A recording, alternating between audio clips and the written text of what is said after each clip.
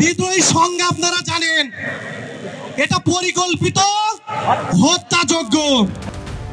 প্রহসনের বিচার বন্ধ, নির্দোষ চাকরিচ্যুত বিডিআরদের ক্ষতিপূরণ দিয়ে চাকরিতে পুনর্বহাল সহ ৬ দফা দাবিতে শহীদ মিনারে অবস্থান নিয়ে বিক্ষোভ করছেন পিলখানা হত্যাকাণ্ডে ভুক্তভোগী চাকরিচ্যুত বিডিআর সদস্য ও তাদের স্বজনরা। মঙ্গলবার সকাল ৯টা থেকেই তারা কেন্দ্রীয় শহীদ মিনারে জড়ো হন।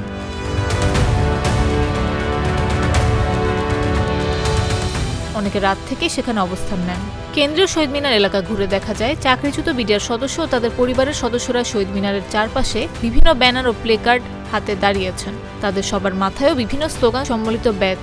শহীদ মিনারের একপাশে একটি শামিয়ানা টাঙিয়ে রাত্রিযাপন ও বিশ্রামের ব্যবস্থাও করেছেন তারা। সেখানে অনেকে বিশ্রাম করছেন।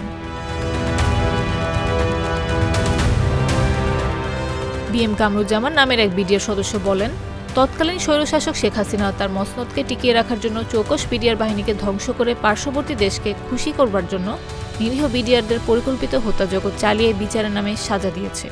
তৎকালীন স্বৈরশাসক শেখ হাসিনা তার মসনদকে টিকিয়ে রাখার জন্য চৌকস বাহিনী, একটা বিডিআর বাহিনী ধ্বংস করে পার্শ্ববর্তী দেশ তার প্রভু দেশকে খুশি করবার জন্য নিরীহ বিডিআরদেরকে পরিকল্পিত হত্যাযজ্ঞ চালিয়ে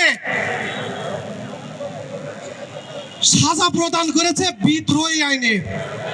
এটা কোনো বিদ্রোহী নয়, বিদ্রোহী সংজ্ঞা আপনারা জানেন, এটা পরিকল্পিত হত্যাযজ্ঞ। আমরা চাই সুষ্ঠু তদন্তের মাধ্যমে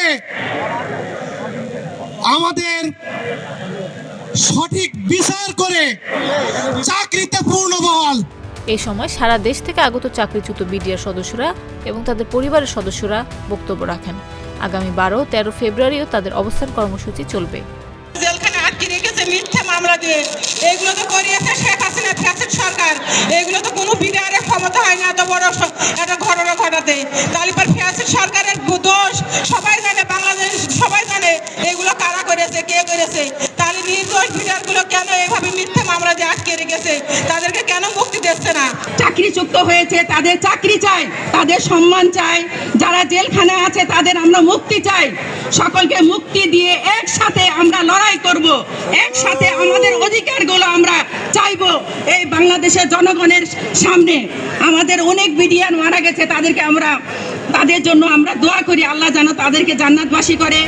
অবস্থান কর্মসূচিতে তারা বিজিবি না বিডিআর, বিডিআর বিডিআর, দিল্লি না ঢাকা, ঢাকা ঢাকা, আপোষ না সংগ্রাম, সংগ্রাম সংগ্রাম সহ দাবি আদায়ে বিভিন্ন স্লোগান দিচ্ছেন।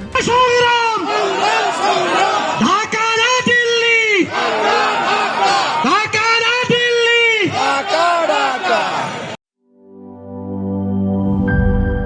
সবাই আজ এগিয়ে জীবনকে সাজিয়ে all time চলে healthy life, জীবনের সাথে চলে high vibe, চলার পথে স্বাস্থ্যকর all time honeycomb, all time healthy life.